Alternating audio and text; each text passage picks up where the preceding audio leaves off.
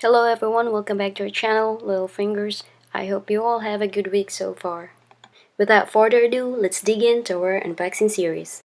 So our next component is a graphics card. In our first build, we used the PNY NVIDIA GeForce GT710.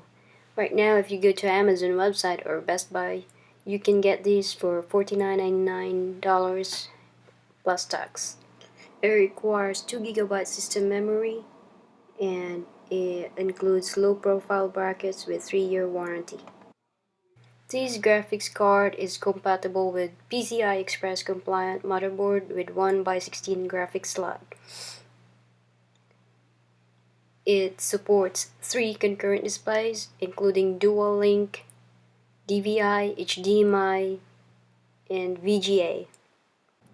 It has Microsoft DirectX 12 support, feature level 11.0. It has NVIDIA adaptive vertical sync,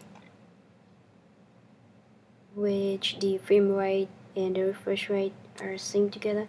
And then we have NVIDIA CUDA technology with OpenCL support. And when you open the box, you will be able to receive the low profile brackets and the graphics card.